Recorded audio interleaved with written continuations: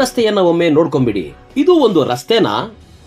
ಈ ರಸ್ತೆ ಇರೋದು ಚಿಕ್ಕಬಳ್ಳಾಪುರ ತಾಲೂಕಿನ ಜಡಲತಿಮ್ಮನಹಳ್ಳಿ ಗ್ರಾಮದಲ್ಲಿ. ಈ ರಸ್ತೆಯುದ್ದಕ್ಕೂ ಮೊಣಕಾಲುದ್ದ ರಸ್ತೆ ಗುಂಡಿಗಳಿಂದ ಗ್ರಾಮಸ್ಥರು ತೊಂದರೆ ಅನುಭವಿಸ್ತಾ ಇದ್ದಾರೆ.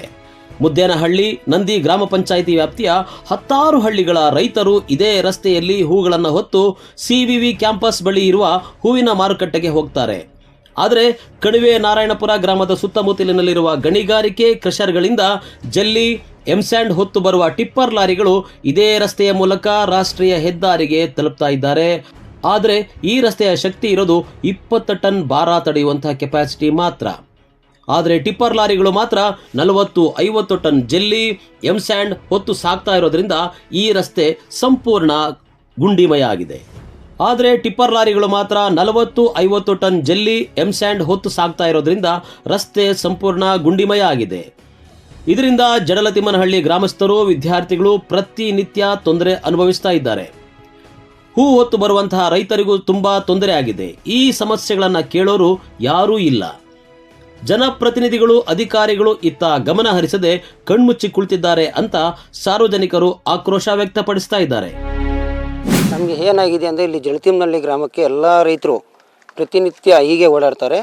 ನಮ್ಮದು ಇಲ್ಲಿ ಸುತ್ತಮುತ್ತ ಹಳ್ಳಿ ಇರೋರು ಪ್ರತಿ ಹಳ್ಳಿಯಿಂದನೂ ಇಲ್ಲಿ ಹೂವಿನ ಮಾರ್ಕೆಟ್ ಇದೆ, ಮುಂದೆ ಬಂದರೆ ಜೈನ್ ಹಾಸ್ಪಿಟ್ಲ್ ಇದೆ, ಹಿಂದೆ ಹೋದರೆ ಹಾಸ್ಪಿಟಲ್ ಇದೆ. ಇಲ್ಲಿ ಏನಾಗಿದೆ ಅಂದರೆ ಈ ರಸ್ತೆ ಪೂರ ಹದ್ಗೆಟ್ಟು ಹೋಗ್ಬಿಟ್ಟಿದೆ ಗುಣಿಗಳು. ಹಾಗಾಗಿ ನಾವೇನು ಮಾಡಿದ್ವು ಅಂದರೆ ಗಾಡಿಗಳನ್ನೆಲ್ಲ ಅಡ್ಡ ಹಾಕ್ಕೊಂಡು ಒಂದು ಕಿತ ಎಲ್ಲ ಸ್ಟ್ರೈಕ್ ಮಾಡಿ ನಮ್ಮ ತಹಸೀಲ್ದಾರ್ನೆಲ್ಲ ಕರೆಸಿದ್ವಿ. ಎಚ್ಚರಿಸ್ಕೊಂಡಿದ್ರು, ಬಂದರು, ನೋಡಿದ್ರು. ಅವರು ಎಲ್ಲ ನೋಡಿಬಿಟ್ಟು ಬೀದಿ ಆಟ ಪಿಕ್ಚರ್ ನೋಡ್ದಂಗೆ ಆಗೋಗ್ಬಿಟ್ಟಿದೆ ನಮ್ಮ ಅಧಿಕಾರಿಗಳು. ಯಾಕಂದರೆ ಬಂದು ನೋಡಿದಾಗ ನೀವೇನು ಮಾಡಿಲ್ಲ, ನೀವು 1 ಲೀಟ್ರ್ ಕೊಟ್ಟಿಲ್ಲ ಅಂದರು. ಬಟ್ ನಾವೆಲ್ಲ ಮಾಡಿದ್ದೀವಿ. ಅವರು ಬಂದೆಲ್ಲ ಪರಿಶೀಲನೆ ಮಾಡಿದ್ರಲ್ಲ, ಹೀಗೆ ಓಡಾಡ್ತಾ ಇರ್ತಾರೆ. ಅವರು ಏನು ಮಾಡಿದ್ರು ಅಂದರೆ ತಿರ್ಗಿ ಏನು ಮಾತಾಡಲಿ, ಎಚ್ಚರಿಸ್ಕೊಳ್ಳಿಲ್ಲ. ಬಟ್ ಏನು ಪ್ರಾಬ್ಲಮ್ ಸಾಲ್ವೇ ಆಗಿಲ್ಲ. ಹಣ ಇಲ್ಲಿ ದಾಸಿ ಅವಳಿ ಟಿಪ್ಪರು. ಈ ಟಿಪ್ಪರ್ ನಿಂತರೆ ನಮಗೆ ದಾಸಿ ಅನುಕೂಲ. ಯಾಕಂದರೆ ಇಲ್ಲಿ ಒಂದು ಫೋಲ್ ಹಾಕಿದ್ರು, ಫೋಲು ಕಿತ್ತಾಕ್ಬಿಟ್ಟಿದ್ದಾರೆ. ಹಾಗಾಗಿ ಫಸ್ಟು ಒಂದು ಕಿತ ಆ ಥರ ಆಗಿತ್ತು. ಮೊನ್ನೆ ಅಧಿಕಾರಿಗಳನ್ನೆಲ್ಲ ಕರೆಸಿ ನಮ್ಮ ತಹಸೀಲ್ದಾರ್ ಯಾಕೆ ಇದು ಮಾಡಿದ್ರು ಅಂತ ನಮ್ಗೆ ಇವಾಗೂ ಗೊತ್ತಾಗಿಲ್ಲ. ಎಲ್ಲ ಅದೇನು ಕಲ್ಮುಷ ಆಗಿಬಿಟ್ಟಿದೆ ಅಂತ ನಮಗೇನು ಗೊತ್ತಿಲ್ಲ.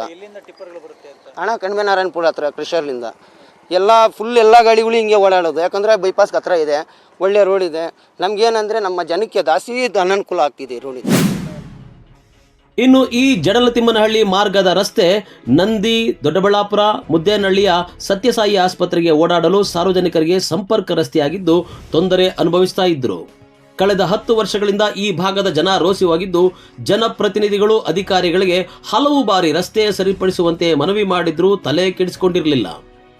ಆದರೆ ಜಡಲತಿಮ್ಮನಹಳ್ಳಿ ಗ್ರಾಮದ ಗ್ರಾಮಸ್ಥರು ಎಲ್ಲ ಒಗ್ಗಟ್ಟಿನಿಂದ ಸ್ವಂತ ಹಣದಲ್ಲಿ ರಸ್ತೆ ನಿರ್ಮಾಣ ಮಾಡಿದ್ದಾರೆ.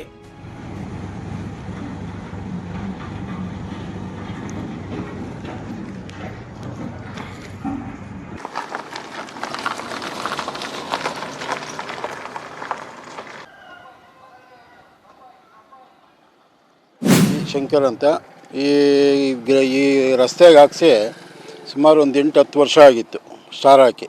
8-10 ವರ್ಷದಿಂದನೂ ಯಾರೂ ಇದ್ರ ಬಗ್ಗೆ ಇದೇ ಇಲ್ಲ. ಬರೀ ಗುಣಿಗಳು ಬಿಟ್ಟು ಒಂದೊಂದು ಅಡಿ 2 ಅಡಿ ಇತ್ತು ಗುಣಿಗಳು.